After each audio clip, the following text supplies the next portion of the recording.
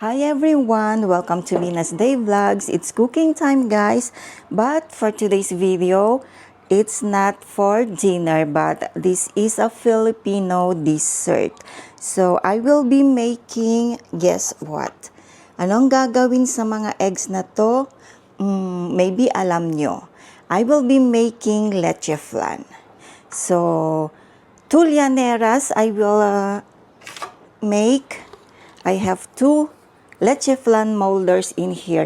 So, one for plain leche flan dessert and the other one will be topping for our Filipino halo-halo.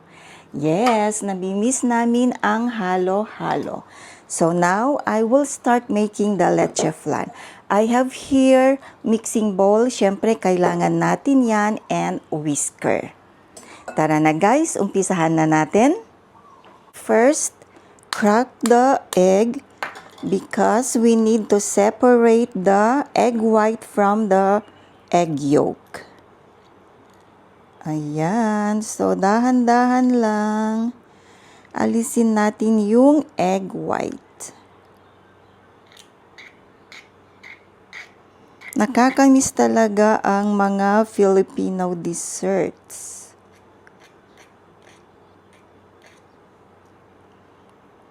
Ayan, so separate na siya. Lagay natin sa mixing bowl. Okay, so this is the 5th egg.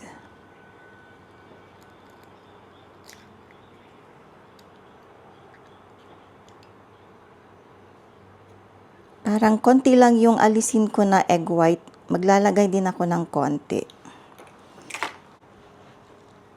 Eto na yung egg whites. Pwede natin tong i-fry for breakfast. Pwedeng ilagay sa pandesal in the morning. So, isi-save ko tong egg white. Okay, tuloy natin. I-beat ko lang ng konti yung mga egg yolks. Ayan. Then, I will add vanilla. So, 1 teaspoon of vanilla for flavoring. And then, this is evaporated milk.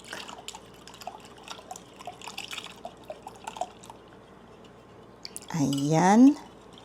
Evaporated milk.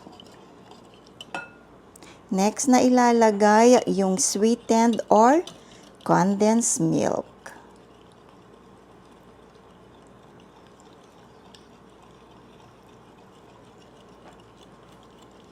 Very simple. It's the classic leche flan.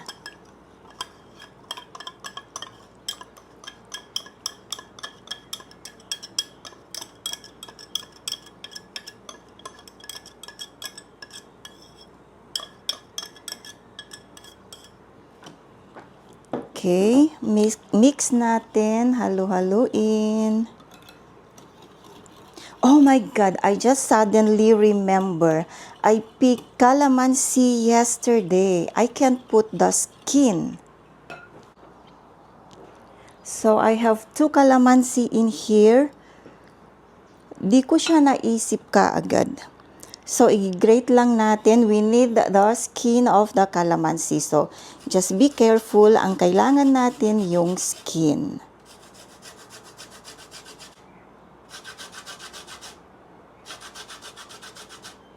Ayan, mukhang okay na. Nakuha ko naman na lahat yata nung skin.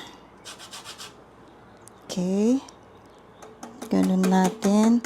I'm sure madami. Ayan. Closer look. Ayun yung mga calamansi skin.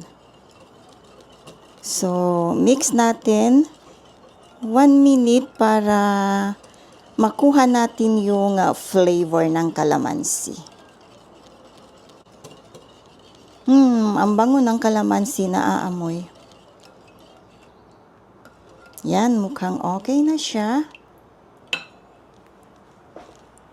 Set aside muna natin. The next is we prepare the llanera. We will make the syrup. First, let's put the white granulated sugar. Gusto ko madami, so 2 tablespoon. Ayan. Masarap na dessert. Okay. Then, mag-a-add lang ako ng konting water. 1 tablespoon. Ayan. So, next, iwa-warm natin to sa stove until mag-caramelize siya. Let's go. So, ilagay natin dito sa stove. Pasensya na lang po sa aming stove. Luma na. Mas matanda pa po siya sa akin. So, few minutes. Antayin lang natin na mag-brownish at mag-caramelize yung ating syrup.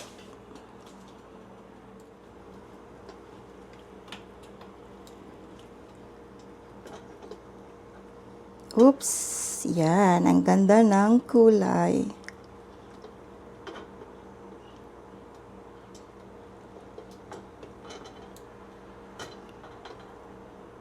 So, okay na to.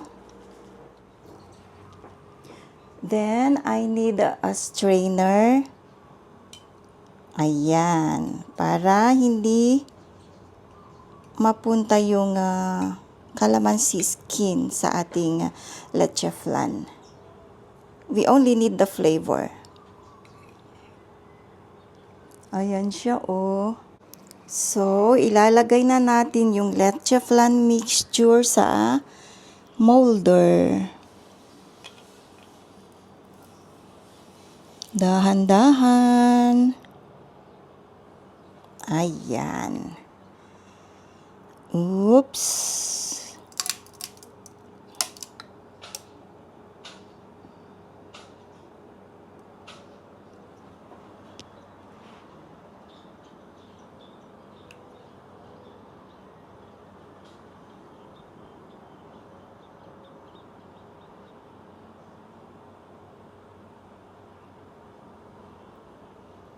Konti pa.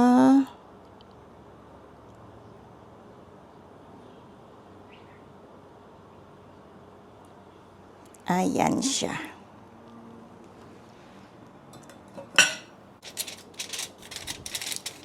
Kailangan nating balutin yung leche flan para hindi pumunta yung tubig or hindi siya tutulo sa ibabaw ng leche flan. Kasi kapag nag-steam, merong tubig sa cover ng ating steamer. Tutulo po yun pag hindi natin nilagyan ng cover.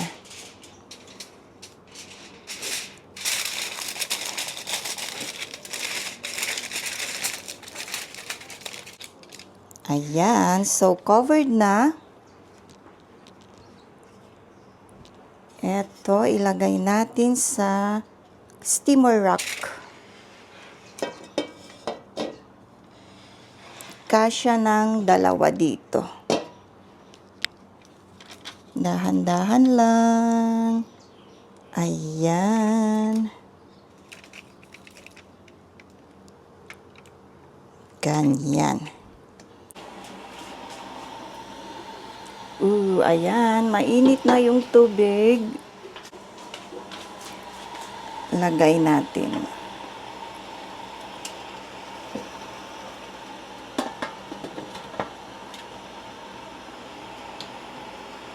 Okay, so iset natin yung timer. 45 minutes.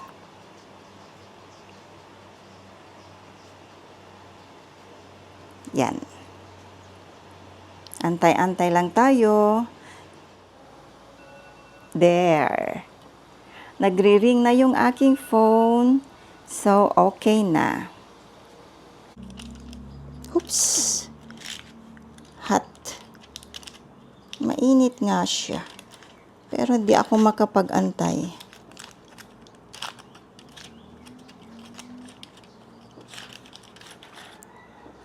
Ready? Oh, there you go. Very nice. Let's see. Ooh, look at that. This is the leche flan, guys. Ooh, love it. Lagay natin lahat ng syrup.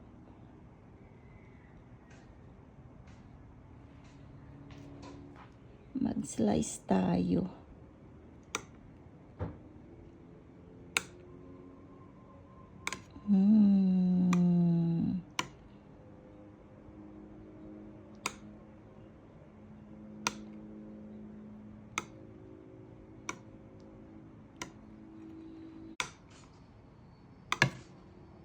Pantaping sa halo-halo, pwede ring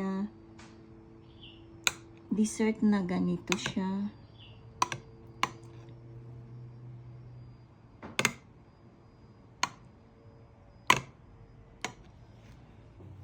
Sampulan natin. Ooh. Tapos yung syrup niya, ganyan. Wow. Winner. This is the best part of making halo-halo. Magkayod tayo ng ice. Oh, there. So I have my ice crusher. Like this. Fancy kind.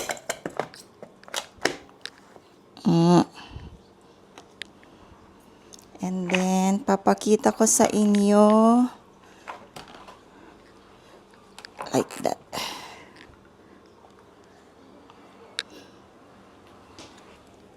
Saan ba siya? And then, you just turn. Oh.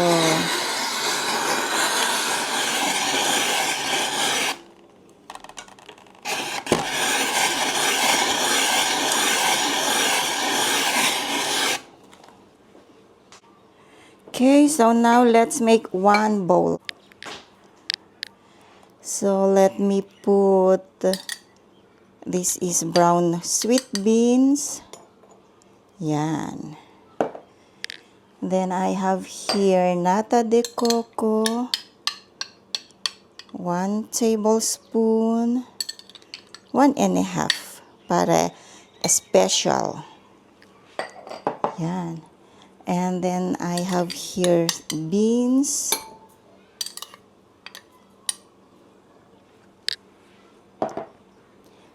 This one is little bit of sweet kaong and coconut. Coconut nut.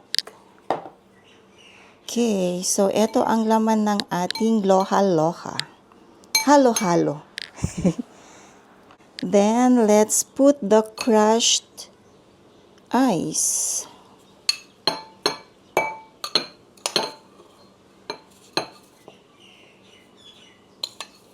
Pwede na akong magtinda ng halo-halo sa Hawaii.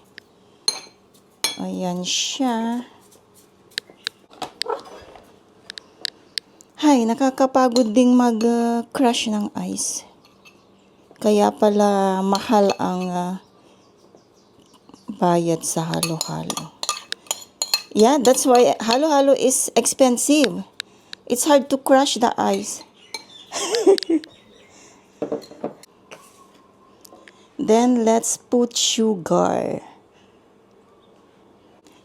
Enough amount na it will make your halo-halo sweet.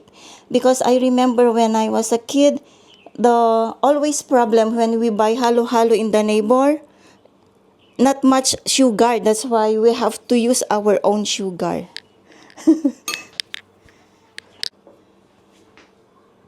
Next, let's put evaporated milk. Ito din, dapat madaming evaporated milk para masarap. And then, look at this. My homemade leche flan. Put on top. Isa lang ba? Pwede namang gawing 2 o 3. Meron ding kaunting langka dyan. Oh. Konting beans doon para maganda yung ating presentation. Ayan. At syempre, ano ang kulang sa ating Filipino halo-halo? Dapat meron siyang, there should be a topping ice cream. But then, since this is a Filipino halo-halo, let's make a twist. So, instead of putting ube ice cream, I am putting haupia. So, this is Hawaiian ice cream. So, meron siyang twist. Combination of Filipino and Hawaiian dessert. Oh, yan siya, guys.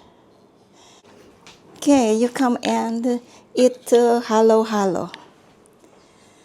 Sometimes we call this loha-loha. Oh, yan siya. Oh, big bowl. Okay, this award goes to you first.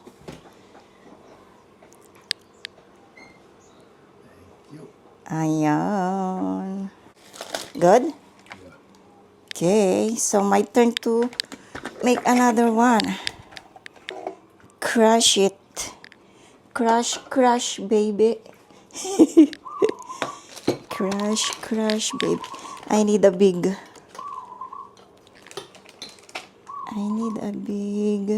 ice. Meron pa siyang natira. Put in here. Put this. Yan. The leche plan is good.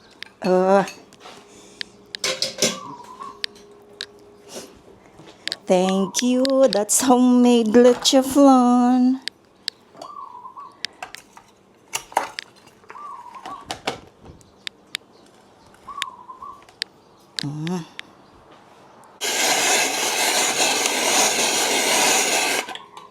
Useful also this ice crusher that you bought.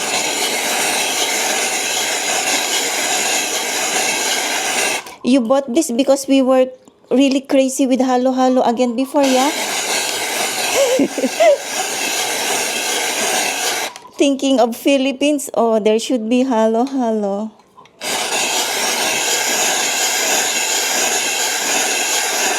I know summer is starting in Philippines. So, plenty can relate with this now.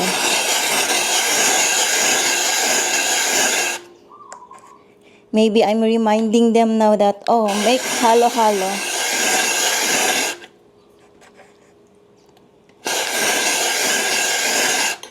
Start your business in front of the house.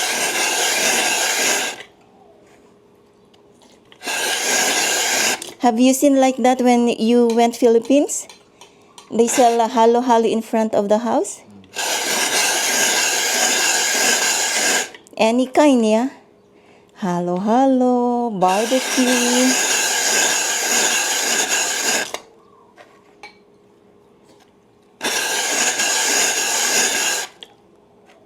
Oh, that's full. Do you need ice? Okay, so this is my bowl. And then, this is the one. Haupia ice cream. Ganyan siya. Okay. Let's eat, guys. Kain-kain. Halo-halo. Para for the hot weather. So good. Good.